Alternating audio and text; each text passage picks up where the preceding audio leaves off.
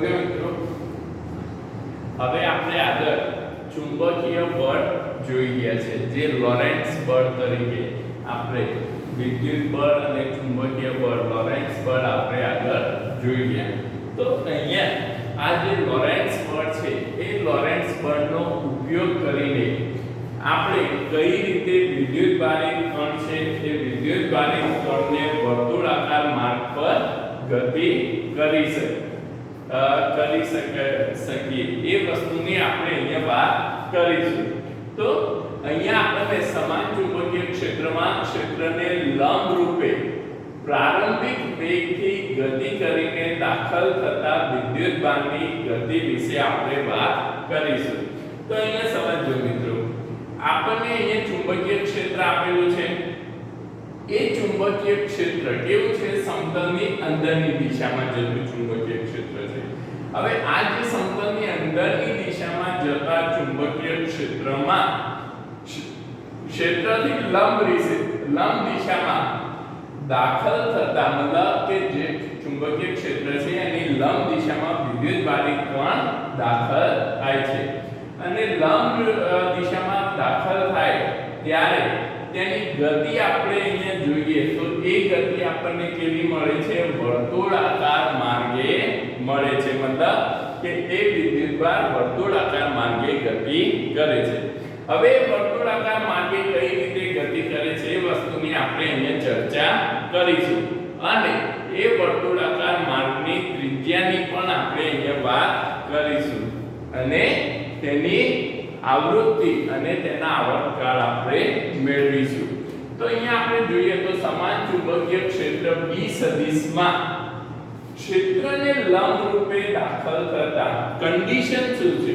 Condition ખાસ સમજો કે જો વિદ્યુતભારિત કણ ચુંબકીય ક્ષેત્રને લંબ રૂપે દાખલ થશે તો અને તો જ તે વર્તુળાકાર માર્ગે ગતિ કરી શકે. તો પહેલી કન્ડિશન કે સમાન ચુંબકીય ક્ષેત્રમાં ક્ષેત્રને લંબ રૂપે દાખલ થતા વિદ્યુતભાર q પર. હવે q પર ચુંબકીય બળ આપણે આગળ જોઈ ગયા. ચુંબકીય બળ શું મળે છે? F(m) બરાબર q કૌંસમાં v સદિશ ક્રોસ b સદિશ. મતલબ કે વિદ્યુતભારિત કણનો વેગ અને ચુંબકીય ક્ષેત્ર બંને કેવા છે? પરસ્પર લંબ દિશામાં છે. તો આટલું બળ લાગે છે. જે બળ કેવું છે? તો અહીંયા આપણે આકૃતિમાં જોઈએ તો આ જે વિદ્યુતભારિત કણ છે એ વિદ્યુતભારિત કણ પર લાગતું ચુંબકીય બળ હંમેશા કેવું હોય છે? તેના કેન્દ્ર તરફનું હોય છે. એટલે એને આપણે શું કહીશું? કેન્દ્રગામી બળ કહીશું. તો વિદ્યુતભારિત કણ જ્યારે ચુંબકીય ક્ષેત્રને લંબ રૂપે દાખલ થાય છે ત્યારે તેના પર લાગતું બળ હંમેશા તેને લંબ રૂપે મતલબ કેન્દ્ર તરફનું હોય છે. એટલા માટે એને આપણે કેન્દ્રગામી બળ કહીએ છીએ. હવે જ્યારે b સદિશ અને b સદિશ પરસ્પર વિરુદ્ધ દિશામાં, જે પ્રમાણે આપણે અહીંયા જોયું કે બંને કેવા છે? પરસ્પર લંબ દિશામાં. બંને કેવા છે? પરસ્પર લંબ રૂપે હોય ત્યારે જ નિયમિત વર્તુળ માંગે તો અને તો જ કેન્દ્રગામી બળ લાગે. અને કેન્દ્રગામી બળની અસર હેઠળ આ જે વિદ્યુતભારિત કણ છે વિદ્યુતભારિત કણ વર્તુળાકાર માર્ગે ગતિ કરે. તો અહીંયા જ્યારે આ વિદ્યુતભાર વર્તુળાકાર માર્ગે ગતિ કરે તો તેના પર લાગતું કેન્દ્રગામી બળ એ કેટલું હોય? તો જે ચુંબકીય બળ લાગે છે આ વિદ્યુતભારિત કણ ઉપર, જે ચુંબકીય બળ લાગે છે એ ચુંબકીય બળ જેટલું જ હોય છે. તો કેન્દ્રગામી બળ અંદરની દિશામાં અને આ ચુંબકીય બળ કેવું? તો ચુંબકીય ક્ષેત્ર અને વેગની લંબ દિશામાં, મતલબ કે આની વિરુદ્ધ દિશામાં આપણને મળે છે. તો અહીંયા જો વિદ્યુતભારિત કણ નિયમિત વર્તુળાકાર ગતિ કરતો હોય તો ચુંબકીય બળ આની વિરુદ્ધ દિશામાં હોય. તો મતલબ આ બંને બળો કેવા થાય? જ્યારે નિયમિત વર્તુળ માર્ગે, મતલબ એક જ ત્રિજ્યાના વર્તુળ પર એ ગતિ કરતો હોય તો એ બંને બળો કેવા હોય? તો સમાન મૂલ્યના અને પરસ્પર વિરુદ્ધ દિશાના. તો આપણે અહીંયા કહી શકીએ કે જો વિદ્યુતભારિત કણ પર લાગતું કેન્દ્રગામી બળ બરાબર ચુંબકીય બળ હોય તો અને તો જ તે વિદ્યુતભાર નિયમિત વર્તુળ માર્ગે ગતિ કરે છે. તો અહીંયા હવે કેન્દ્રગામી બળ તો આપણને ખ્યાલ છે, વિદ્યુતભારિત કણનો વેગ mv², આ વિદ્યુતભારિત કણનો વેગ v, એનું દળ m અને ત્રિજ્યા r છે. તો mv²/r બરાબર ચુંબકીય બળ કેટલું થાય? તો ચુંબકીય બળ q કૌંસમાં v સદિશ ક્રોસ b સદિશ. તો અહીંયા આપણે q v b sin θ sin 90 લઈએ. sin 90 માટે લંબ દિશામાં હોય, પરસ્પર લંબ દિશામાં હોવાથી sin θ અને લંબ દિશામાં હોવાથી sin 90 બરાબર 1 એટલે mv²/r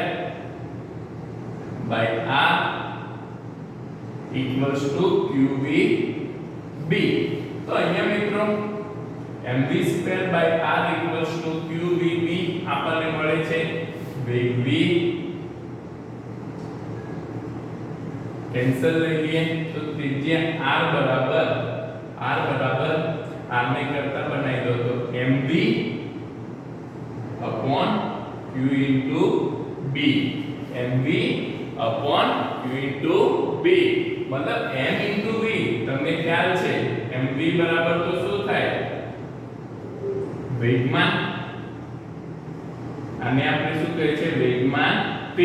તો ત્રિજ્યા r બરાબર p વેગમાન into q into b. સમજો. તો આ ત્રિજ્યા r છે એ શું થશે મિત્રો? તો વેગમાન p ભાગ્યા q into b.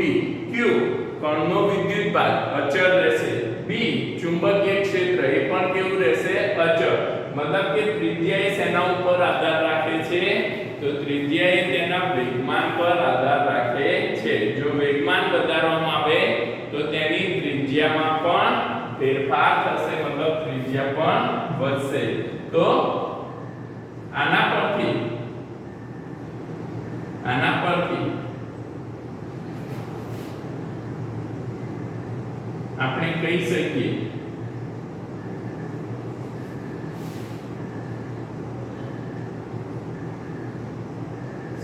કે ત્રિજ્યા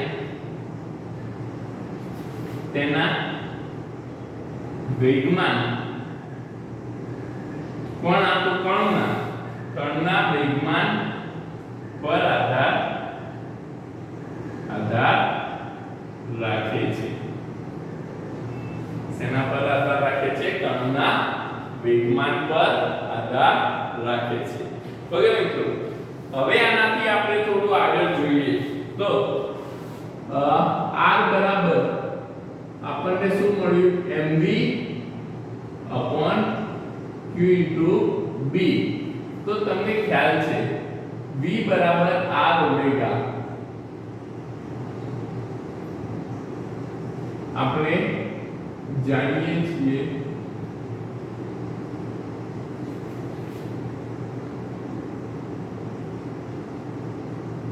કે v બરાબર શું છે? r into omega. તો તેના પરથી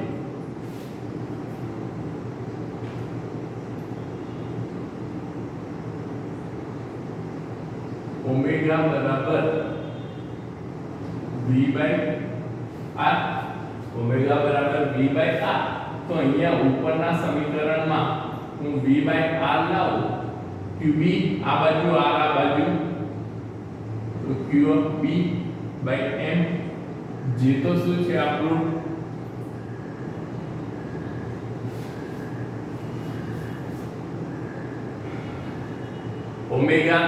ઓમેગા આપણે મૂકી લઈએ કે જેને આપણે એની કોણીય આવૃત્તિ કહેવામાં આવે છે qb/m.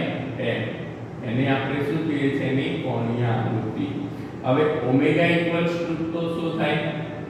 તો તેની આવૃત્તિ v બરાબર 2 v બરાબર qb/m. તો જ્યાં આવૃત્તિ v બરાબર 2 qb by 2 pi into m. એક આપણે આ આવૃત્તિનું સૂત્ર પણ ધ્યાનમાં રાખીશું. તો આપણને શું મળે છે? તેની આવૃત્તિ. હવે મિત્રો જો આપણને આવૃત્તિ મળી જાય તો આવૃત્તિ પરથી આપણે ઈઝીલી તેનો વર્તુળાકાર માર્ગનો આવર્તકાળ મેળવી શકીએ છીએ. તો અહીંયા જેને આપણે આ આવૃત્તિને આપણે શું કહીએ છીએ? સાયક્લોટ્રોનની આવૃત્તિ પણ કહેવામાં આવે છે. તો આ આવૃત્તિને સાયક્લોટ્રોન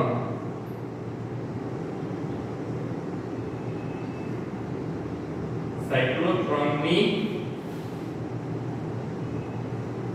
આવૃત્તિ કોણ કહે છે? ચુંબકીય ક્ષેત્રમાં વર્તુળાકાર માર્ગે ગતિ કરતા વિદ્યુતભારિત કણની આવૃત્તિ કાં તો સાયક્લોટ્રોનની આવૃત્તિ પણ કહે છે. અને સાયક્લોટ્રોનનો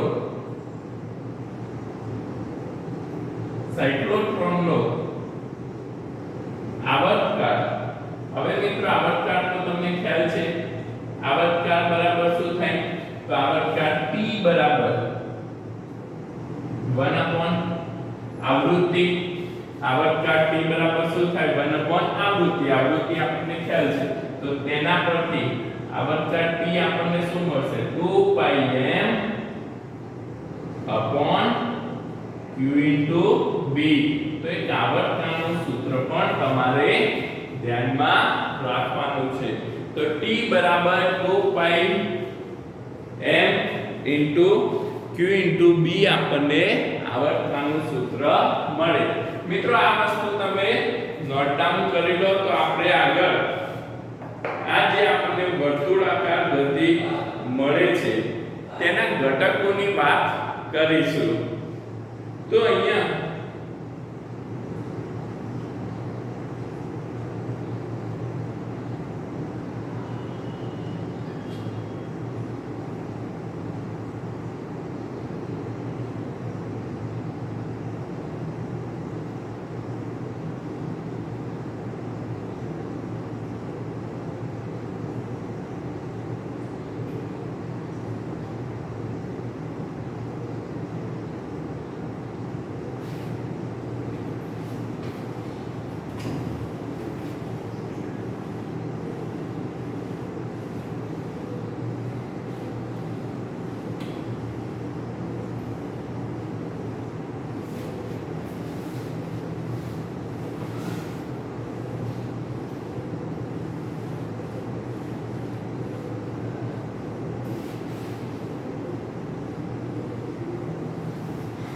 તો મિત્રો આવર્તકાળ આપણને T બરાબર 2 pi m upon q into b મળ્યો.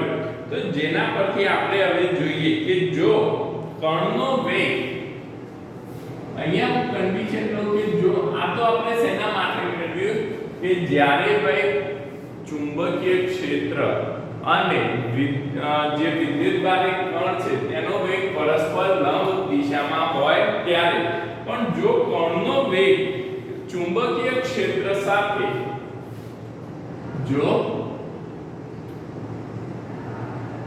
કણનો વેગ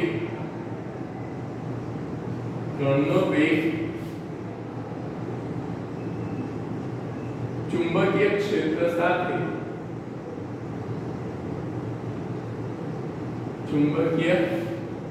ક્ષેત્ર સાથે થીટા કોણ બનાવતો હોય તો તેના બે ઘટક, ગતિના બે ઘટક આપણને મળશે.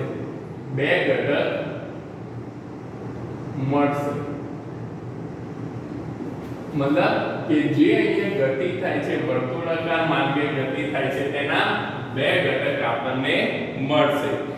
એક તો એનો ઘટક થશે મિત્રો, પહેલા ઘટકની વાત કરીએ તો એ થશે ચુંબકીય ક્ષેત્રને સમાન દિશામાં, મતલબ કે ચુંબકીય ક્ષેત્રને સમાંતર કે પ્રતિ સમાંતર ઘટક આપણને એનો સમાંતર ઘટક મળશે.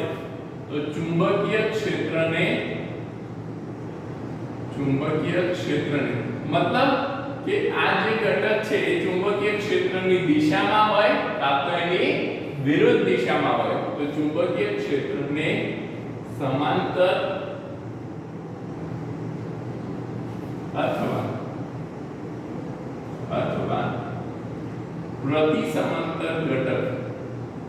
પ્રતિ સમાંતર ઘટક જેને આપણે વિસમાંતર, શેના દ્વારા?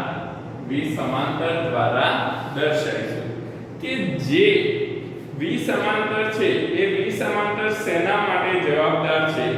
તો આ વિસમાંતર ઘટક એ ચુંબકીય જે વિદ્યુતભારિત કણ છે, વિદ્યુતભારિત કણ પર કોઈ બળ લગાડતો નથી, પણ તેના કારણે આ જે કણ છે એ અચળ વેગથી ક્ષેત્રની દિશામાં પોતાની ગતિ ચાલુ રાખે છે.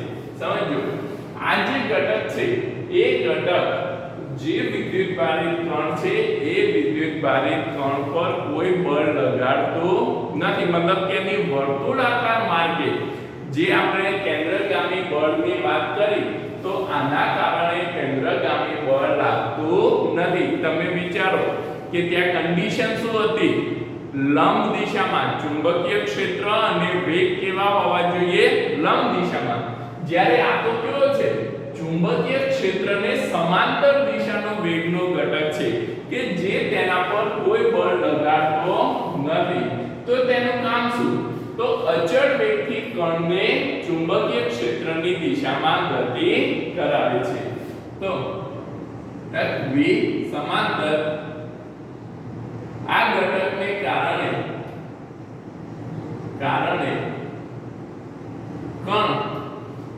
કણ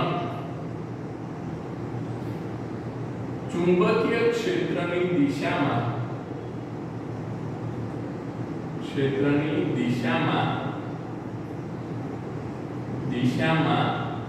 અચળ વેગથી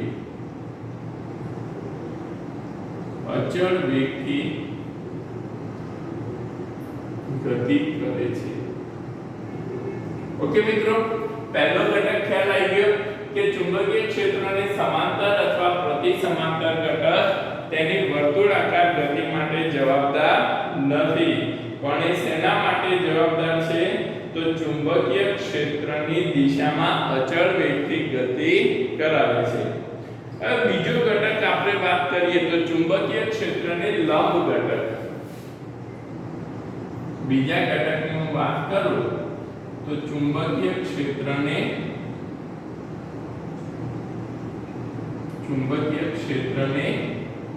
લંબ ઘટક, જેને આપણે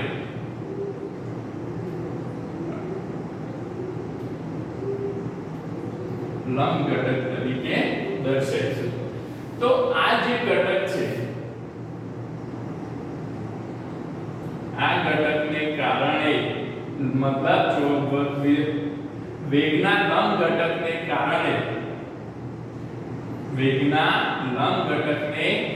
કારણે વિદ્યુતભારિત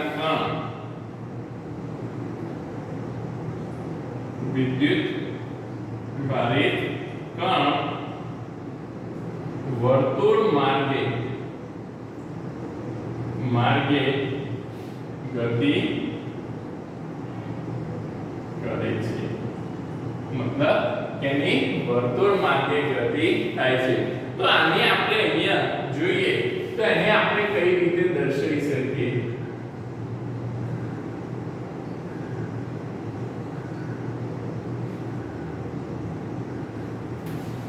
તો અહીંયા હું આ જે ગતિ છે એ ગતિની અહીંયા તમને એક આકૃતિ આપણે દોરીએ.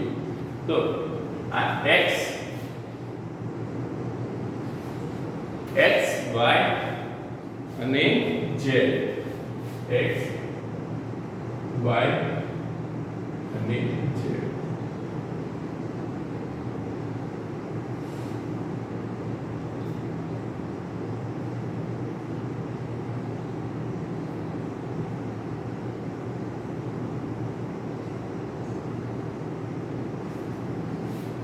તો અહીંયા આ જે ચુંબકીય ક્ષેત્ર છે એના થીટા કોણે જ્યારે આપણને કોઈ વિદ્યુતભારિત કણને આપણે પ્રક્ષેપિત કરીએ તો એ વિદ્યુતભારિત કણને આ રીતની ગતિ આપણને મળે છે, જેને આપણે હેલિકલ ગતિ, એને આપણે કેવોમાં હેલિકલ માર્ગ કહેવામાં આવે છે કે હેલિકલ માર્ગે વિદ્યુતભારિત કણ છે એ વિદ્યુતભારિત કણ ગતિ કરે છે.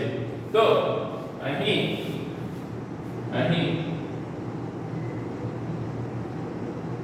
વિદ્યુતભારિત કણ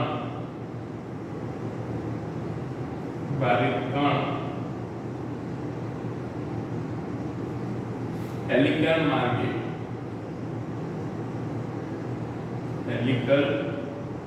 માર્ગે मतलब सर्पाकार, જેને આપણે કહીએ સર્પાકાર માર્ગે ગતિ કરે છે. હવે આપણે થોડી આના વિશે વાત કરીએ. તો અહીંયા એનો સમાંતર ઘટક, તો આપણું ચુંબકીય ક્ષેત્ર છે એ કેવું છે x દિશામાં, ચુંબકીય ક્ષેત્ર કેવું છે x દિશામાં, અને જે વેગનો ઘટક છે એ વેગનો ઘટક તેના સાથે કેટલા ખૂણે છે થીટા જેટલા ખૂણે વેગનો ઘટક, મતલબ કે એને થીટા જેટલા ખૂણે પ્રક્ષેપિત કરવામાં આવે છે. અહીંયા આપણે જોઈએ આ એનો વેગ છે તો એને આપણે થીટા જેટલા કોણે પ્રક્ષેપિત કર્યો છે. ઓકે, તો અહીંયા થીટા કોણે વેગ હોય તો તેના બે ઘટક મળશે, સમાંતર ઘટક. આના વેગના આપણને કેટલા ઘટક મળશે? બે ઘટક, સમાંતર ઘટક v સમાંતર અને તેનો લંબ દિશાનો ઘટક v લંબ, બે ઘટક આપણને મળે. હવે v સમાંતર ઘટક શું થાય મિત્રો? x દિશાનો ઘટક, વેગનો x દિશાનો વેગ x દિશા સાથે થીટા કોણે છે તો વેગનો x દિશાનો ઘટક मतलब समांतर घटक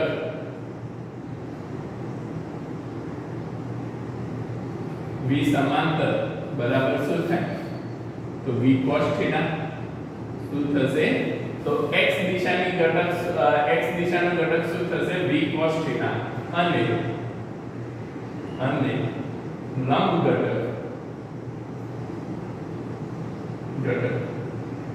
v લંબ v sin थीटा થશે. તો આપણને અહીંયા બે ઘટક મળ્યા કે જેના કારણે હેલિકલ માર્ગે વિદ્યુતભારિત કણ ગતિ કરે છે. હવે અહીંયા આપણે જોઈએ તો આ શું થયું તો હેલિકલ માર્ગની ત્રિજ્યા, આને શું કહેવામાં આવે છે હેલિકલ માર્ગની ત્રિજ્યા r, કે જે આપણે અહીંયા ત્રિજ્યા r m * v / qb દ્વારા મેળવી શકીએ. તો ત્રિજ્યા r માટે હું લખું તો r બરાબર શું થશે m * કયો ઘટક તો અહીંયા આપણને ત્રિજ્યા માટે એનો લંબ ઘટક જવાબદાર છે. વર્તુળાકાર ગતિ માટે કોણ જવાબદાર છે તો તેનો લંબ ઘટક જવાબદાર છે. તો ત્રિજ્યા આપણને શું મળશે તો ત્રિજ્યા આપણે જોઈએ તો m * v લંબ ભાગ્યા q * b, તો આ શું થશે m * v લંબ ઘટક શું થાય sin θ / q * b થશે.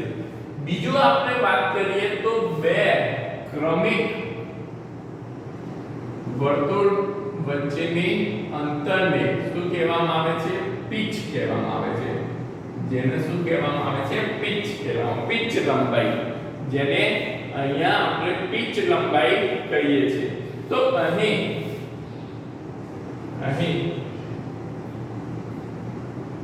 પિચ લંબાઈ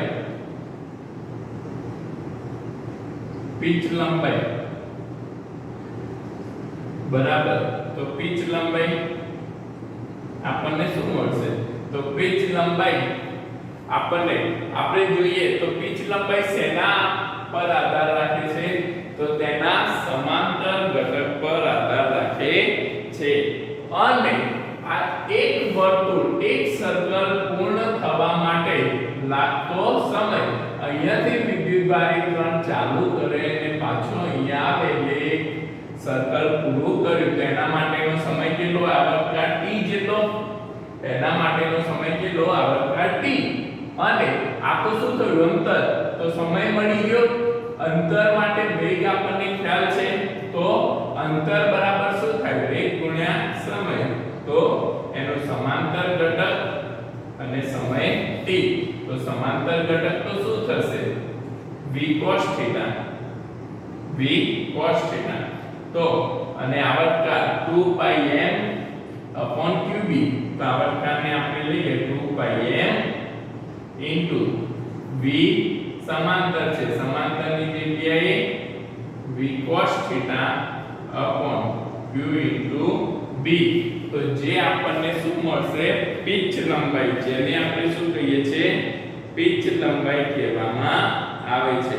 તો જે આપણે ત્રિજ્યા અને પિચ લંબાઈ અહીંયા ધ્યાનમાં રાખવાની છે. તો આ બધી વસ્તુ તમે ધ્યાનમાં રાખો. એક તો નોર્મલ આપણે વર્તુળાકાર માટે તેની ત્રિજ્યા અને તેનો વેગ મેળવ્યો, અને હેલિકલ માર્ગે મતલબ કે જ્યારે વિદ્યુતભારિત કણને થીટા જેટલા ખૂણે પ્રક્ષેપિત કરવામાં આવે ત્યારે તેના કારણે જે આપણને ગતિપથ મળે છે તે ગતિપથ કેવો હોય છે? હેલિકલ ગતિપથ હોય છે. અને તેના કારણે આપણને તેની ત્રિજ્યા r આપણે કઈ રીતે? તો તેના બે ઘટક પરથી ત્રિજ્યા r અને પેચ લંબાઈ આપણે મેળવી શકીએ છીએ. તો આ થયું વિદ્યુતભારિત કણને જ્યારે ચુંબકીય ક્ષેત્રને લંબ દિશામાં ગતિ કરાવવામાં આવે તો તે આપણને શું મળે છે તે વસ્તુ આપણે અહીંયા જોઈ. તો આને નોટ ડાઉન કરી લો મિત્રો.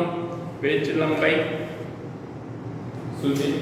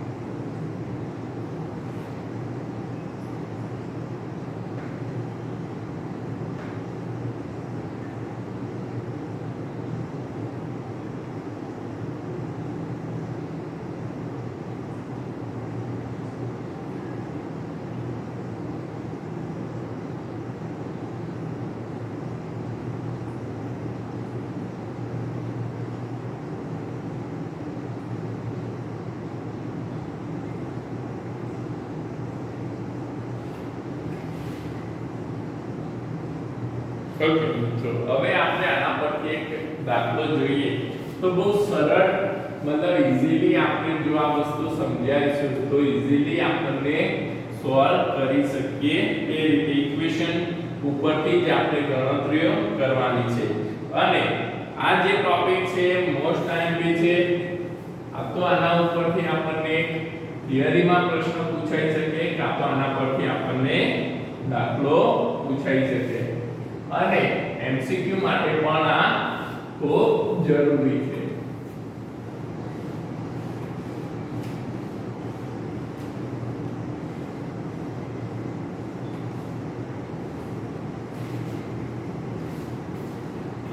તો અહીંયા આપણે આગળ જોઈએ તો ઉદાહરણનો 4.3 ઉદાહરણ 4.3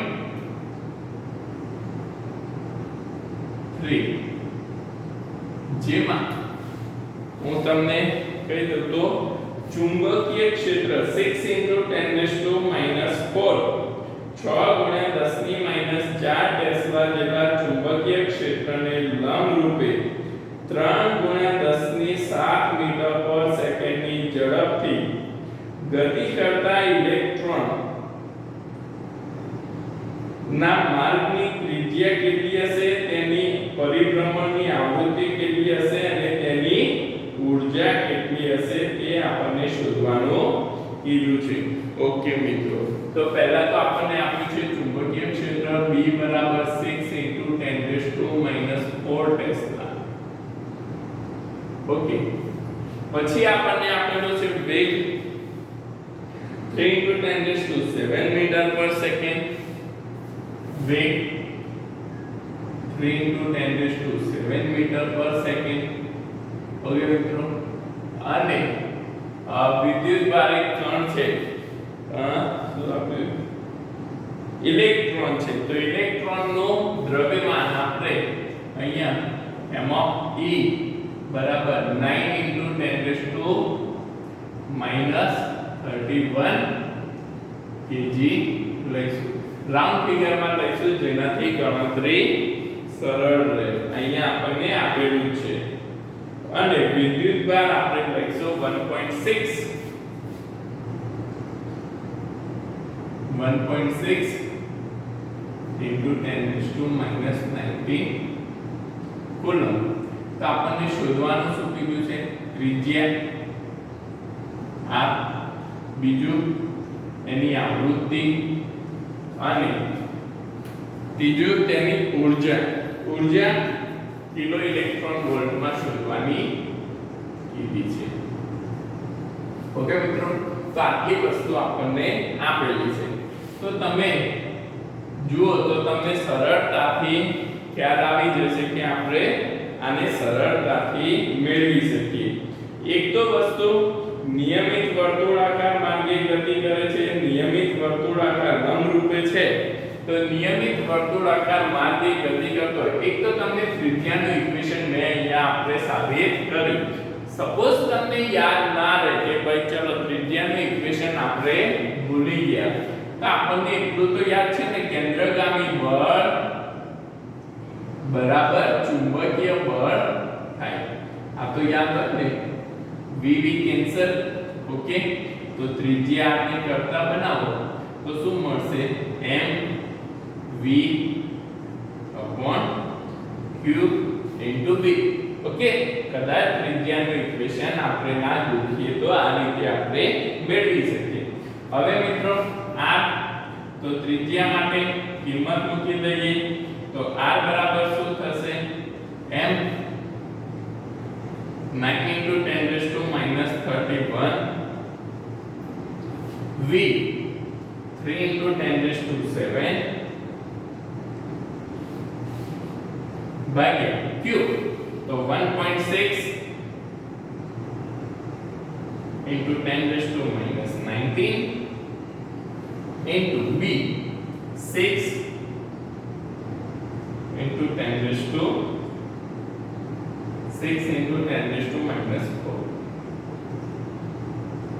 ઓકે મિત્રો, તો અહીંયા આને આપણે સાદું રૂપ આપીએ તો r બરાબર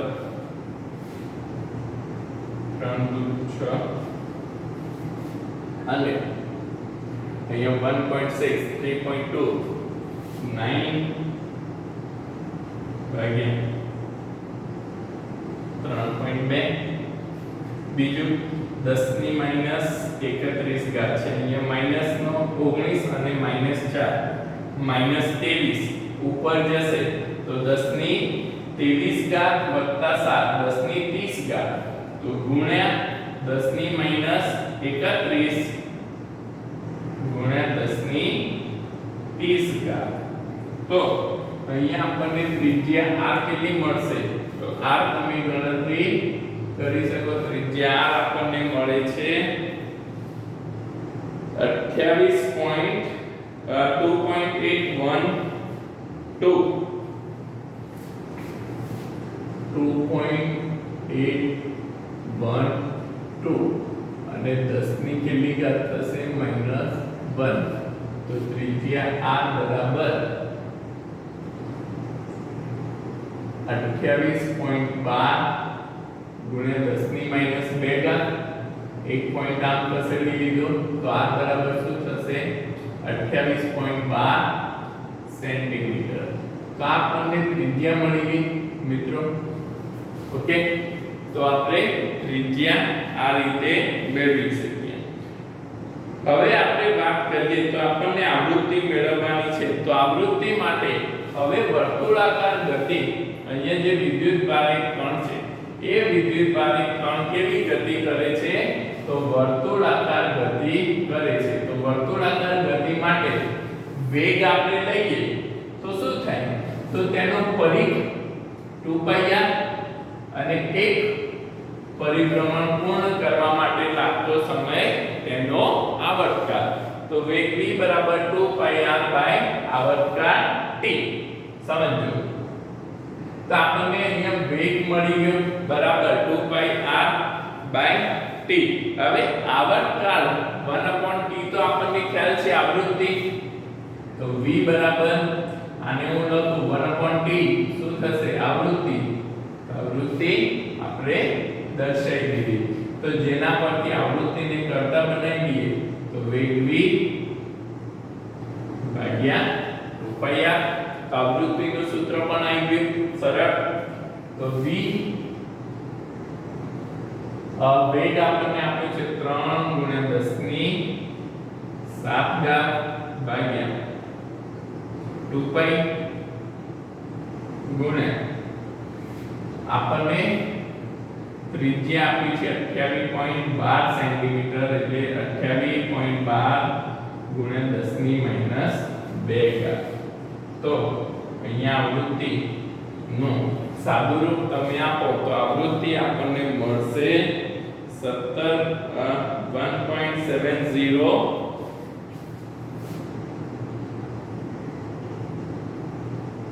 6 into 10 raised to 7 into 10 raised to 7 તો આવૃત્તિ 17.06 એક પોઈન્ટ ખસેડી દીધો તો અહીંયા કેટલા થશે 10 ની 6 ઘાત 10 ની 6 ઘાત એટલે કેટલા લખાય મેગાહર્ટ્ઝ 10 ની 6 ઘાત તો v બરાબર 17.06 મેગાહર્ટ્ઝ આવૃત્તિ મળે તો આ આપણને મળી ગઈ એની આવૃત્તિ કે આપણે કઈ રીતે તેની આવૃત્તિ 17.06 મેગાહર્ટ્ઝ જેટલી મળે છે આવૃત્તિ કઈ રીતે મેળવી શકીએ ખ્યાલ આવી ગયો તો તમે અહીંયા આવૃત્તિ પણ સરળતા રીતે વેગ v બરાબર વર્તુળાકાર ગતિ કરે છે વર્તુળાકાર ગતિ કરે છે તો તેના માટે આપણે 2πr/t લઈ શકીએ હવે આપણે વાત કરીએ તો ઊર્જા E બરાબર હવે કણ છે એ શું કરે છે ગતિ ઊર્જા ગતિમાં છે તો તેની ગતિ ઊર્જા શું થશે E બરાબર 1/2 mv2 તો E 1/2 દળ 9 into 10⁻31 વેગ નો વર્ગ 3 into 10⁻7 નો વર્ગ E બરાબર 81 ભાગ્યા 2 તો 40.5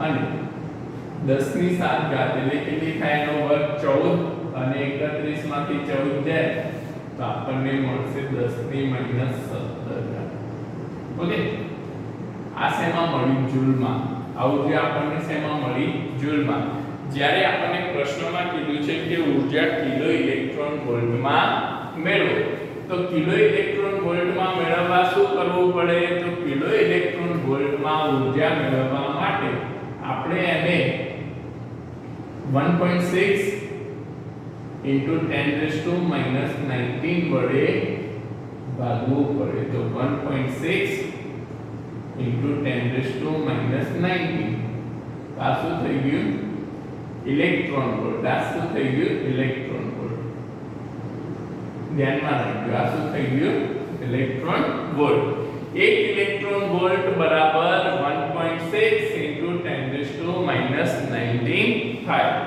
તો અહીંયા E બરાબર આનો આપણે સાદું રૂપ આપો તો 40.5 ભાગ્યા 1.6 એ આપણને મળશે 25.31 ગુણ્યા 10 ની 2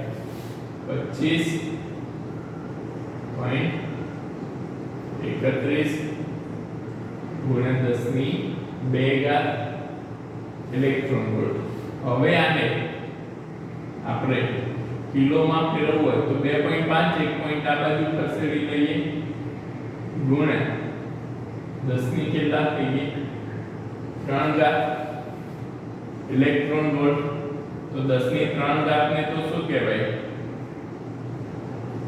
kilo electron volt kilo 2.53 kilo electron volt જેટલી ઊર્જા આપણને મળે 2.53 કિલો ઇલેક્ટ્રોન વોલ્ટ ઊર્જા મળે તો સરળ છે ત્રિજ્યા મેળવો ત્રિજ્યા પરથી વેગ પરથી તેની આવૃત્તિ અને આવૃત્તિ પરથી આપણે તેની ઊર્જા મેળવી શકીએ તો આમ આપણે અહીંયા વિદ્યુત બારી કણ વર્તુળાકાર માર્ગે ગતિ કરે તો કઈ રીતે એનો ત્રિજ્યા મળે છે અને એ ત્રિજ્યા પરથી આપણે કઈ રીતે આવૃત્તિ અને આવર્તન મેળવી શકીએ છીએ તે વસ્તુ આપણે અહીંયા જોઈ હવે અહીંયા આપણે આગળની વાત કરીએ તો આગળ આપણને સંયુક્ત વિદ્યુત અને ચુંબકીય ક્ષેત્રની ગતિ સાયક્લોટ્રોન બે વસ્તુ છે તો મિત્રો આજના દિવસ માટે આપણે આટલું રાખીએ આગળનું આપણે કાલે વાત કરીશું ઓકે થેન્ક યુ